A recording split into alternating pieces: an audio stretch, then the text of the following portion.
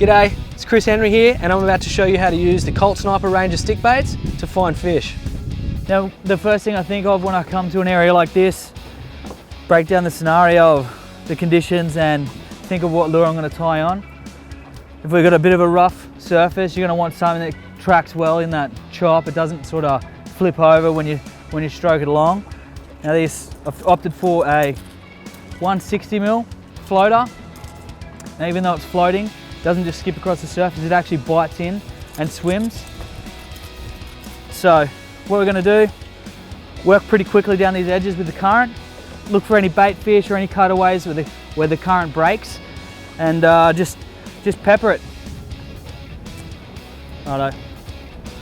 When I'm working the stick bait, I just want to give it a nice long stroke at the start. Once it grabs the water, you can either keep just giving nice long strokes, or as it gets under, you can speed it up and give it a bit more action in case those fish want it a little bit faster.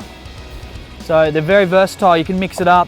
I think that's probably one of the best parts about stick baits, is you can mix up and vary your retrieve to whatever conditions or whatever fish you're chasing. We're just going to cover ground ultra quick. I'm on the electric, not so much to move, but to boat position. Keep the distance so we've got a nice casting distance away from the rock. We're not too close, so we're not on top of the fish. We're also not too far away, so we can still reach the ledge. It's just sort of controlling the distance. You can do it on the main motor, but in this case, it's working for us just to use the electric. All right, the setup I'm running, I've got an 8000 twin power, an Oshia plugger full throttle. This is a PE5 setup, matching line obviously, PE5, and then I've got a 100-pound leader.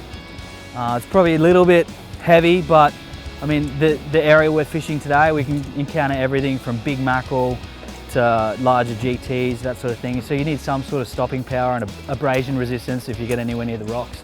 What's really important is trying to get it so you can get the longest possible cast, and you've got heaps of distance to work. A lot of times you'll get followed for ages and ages and ages, and the more distance you have between you and your lure is the more opportunity you have to convert that follow into a strike. There's so many occasions where you're getting followed and followed and followed, and then they strike, but they just miss it right next to the boat, and you just had another 5 meters, you'd end up getting that fish.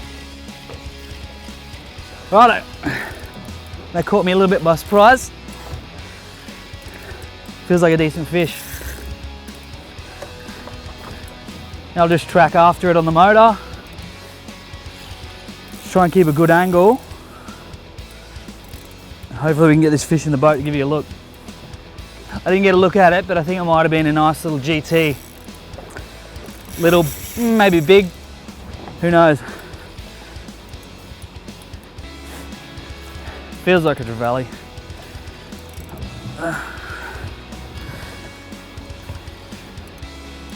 And that was just working that edge. We saw a heap of bait, nice cutaway from the current. Pretty much exactly what we're after. And that fish came out, smacked that lure.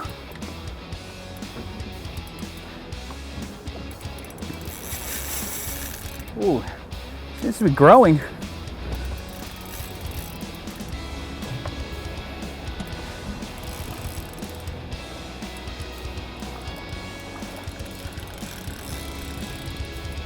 It's times like this that I'm glad I made that decision to run a slightly heavier leader. It's not a bad fish. Here he comes. Yeah, nice valley.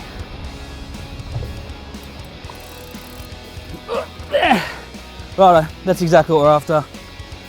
Nice GT. Hooked well, right in the corner of the jaw with that back treble. Happy days. There you go. And that's how to use stick baits.